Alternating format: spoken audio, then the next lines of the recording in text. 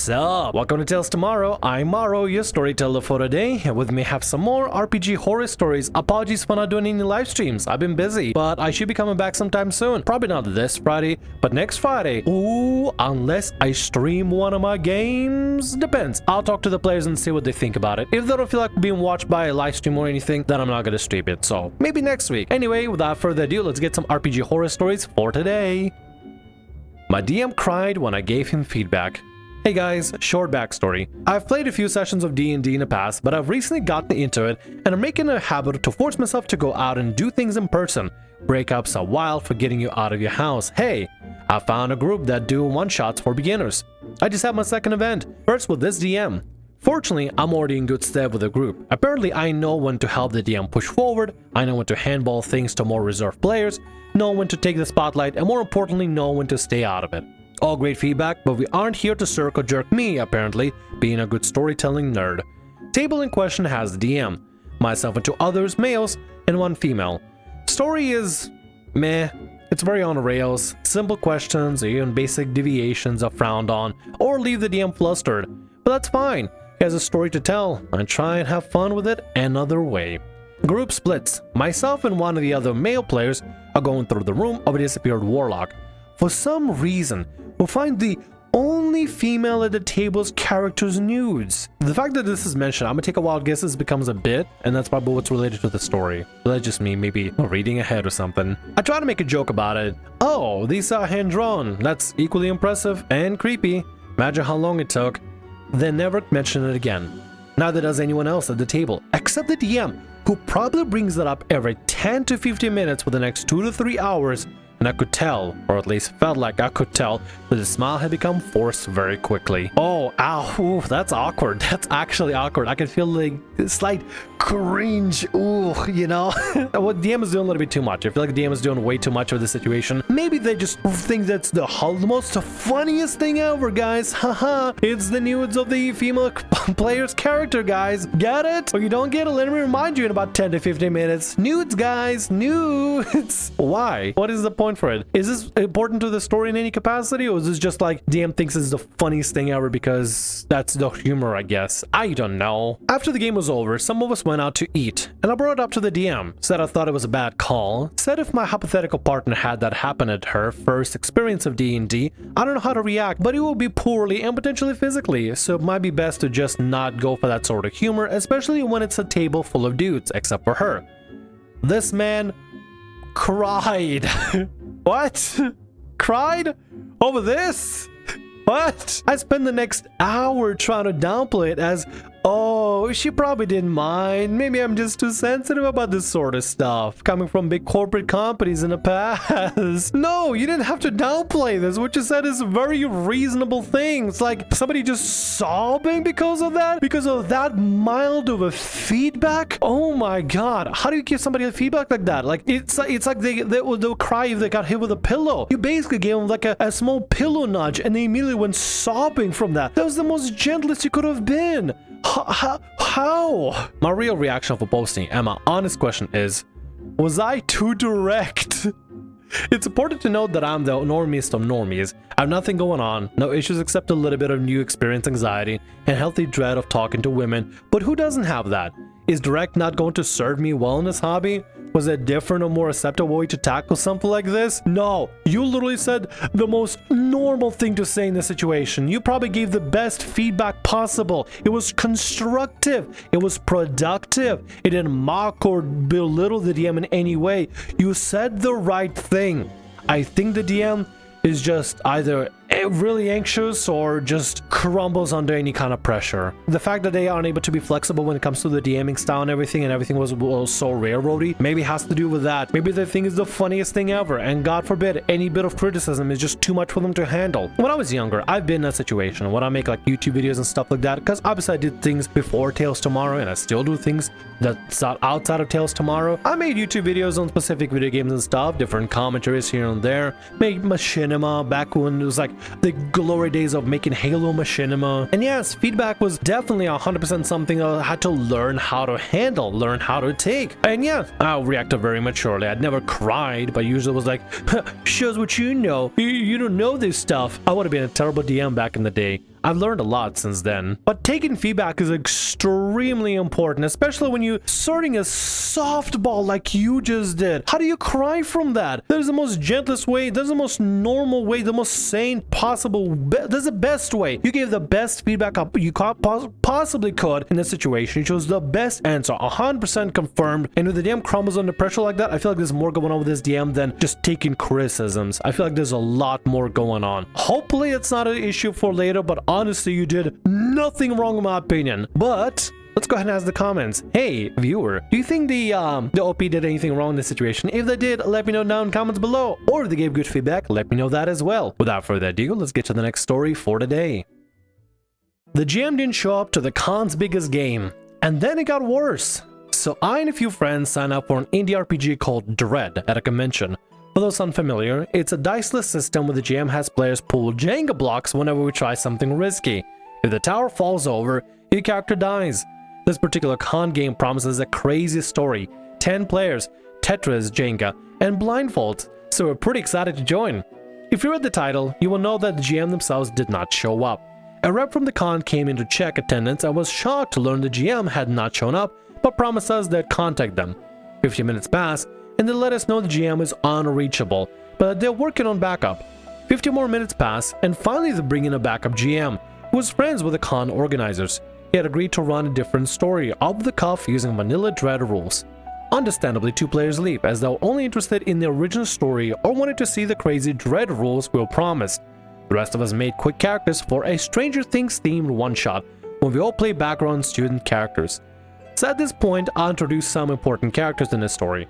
My girlfriend, female 20s, playing the popular girl. My friend, female 20s, playing the AV club girl. A woman, female 20s, playing a homeschool girl. And an Asian woman, female 20s, playing a nerdy boy. And that guy, male 40s, 50s, playing... I don't know what his character art type was. I noticed something different, but you know what? I'm going to be pleasantly surprised if that guy is not even the problem here and everybody else at the table that is the problem. Honestly, we've had stories that subvert your expectations for quite a bit. There was a bunch of stories, one particular about like the edgelord and the weeb. And turns out the weeb was the good guy. Yeah, it was. The weeb turned out to be the good guy instead of the edgelord. At first, the edgelord seemed like the good guy, but then weeb turned it around as actually the champion of it all. He was the Chad of the Chadwicks. Does that make sense? I don't know if that makes any sense. Anyway, I'm just rambling here. Let's continue. That guy, from when we walked into the room, reeked of alcohol and was making jokes about how the large water bottle he periodically slipped from was filled entirely with bourbon.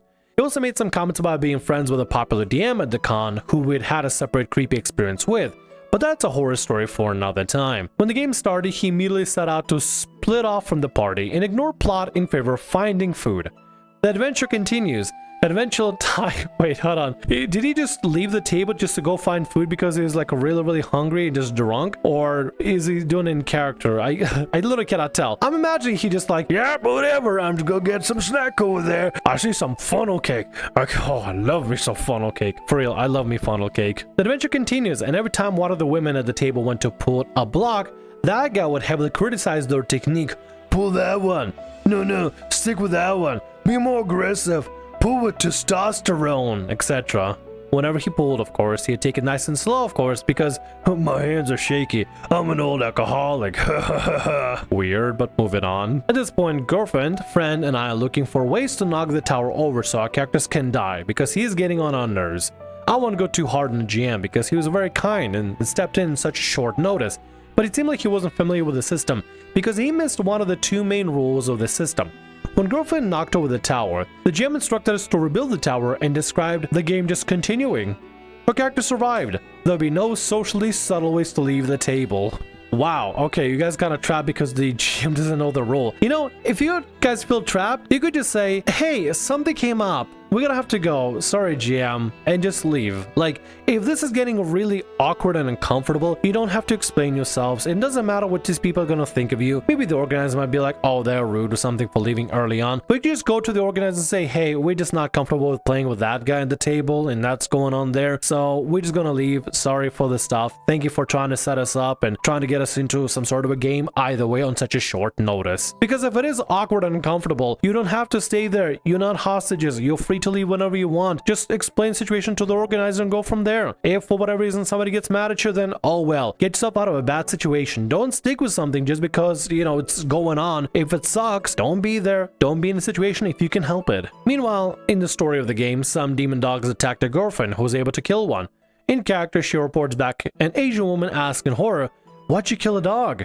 That guy who had been rambling about how he's been tricking NPCs and PCs into eating drug-laced food takes a break to say to the Asian woman, "Don't worry, we'll eat the dog."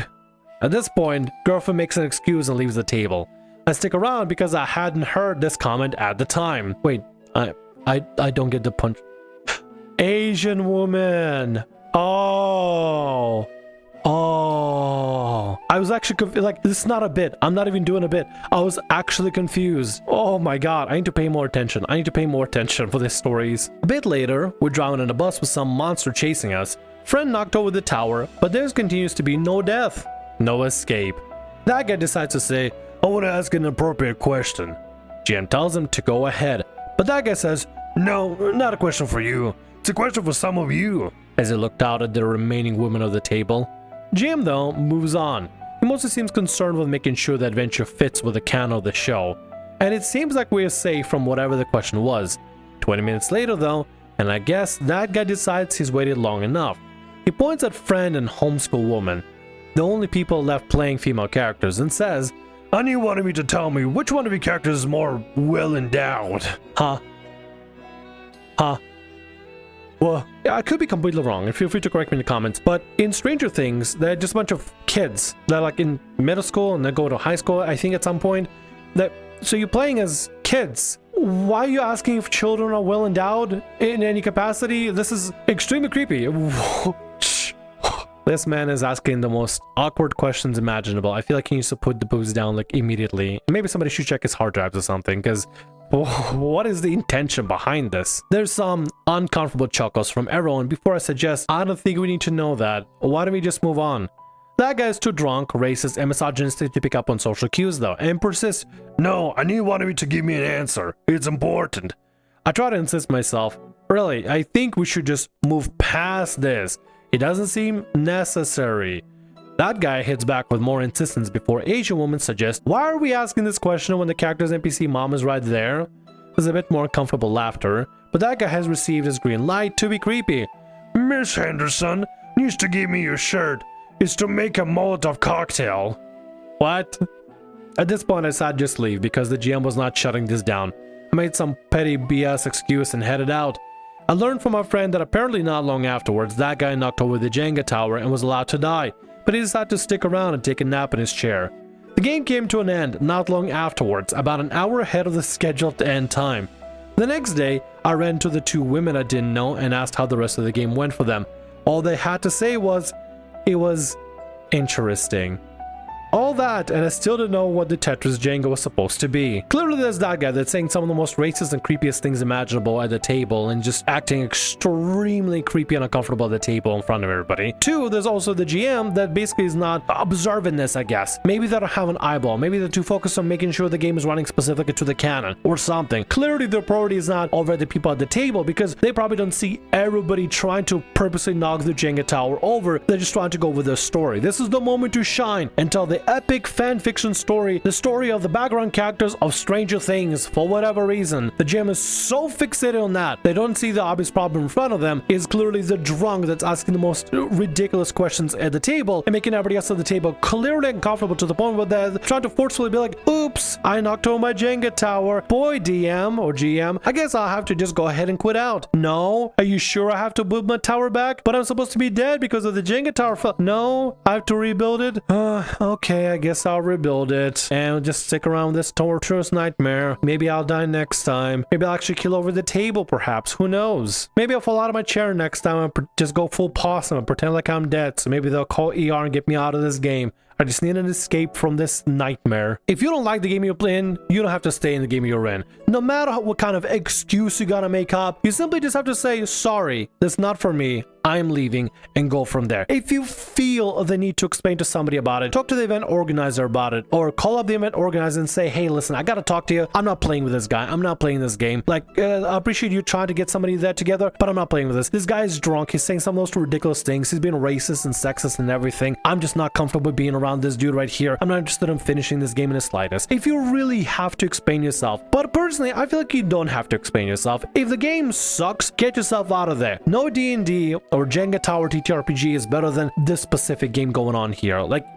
no game is better than a bad game. I feel like y'all should have taken the high road and just got yourself out of there and did something else with your hours of time. You should have done something else entirely. Watch YouTube. Watch Tales Tomorrow on YouTube or something. I don't know. That would have been a better time spent than playing this specific game. It looks interesting. It sounds interesting. And I'm sorry your experience got soured not only by a clearly unprepared GM that doesn't know the rules, but also by this drunk. And with that, that's going to be all our stories for today. I want to thank you very much for watching, and thanks so much for being here. If you like what I do, consider subscribing to the channel and leaving a like. Also, if the RPG Horror Stories ever goes down, or if you want to submit your own personalized horror story, email is down in the description below. I'll see you again in more Tales Tomorrow.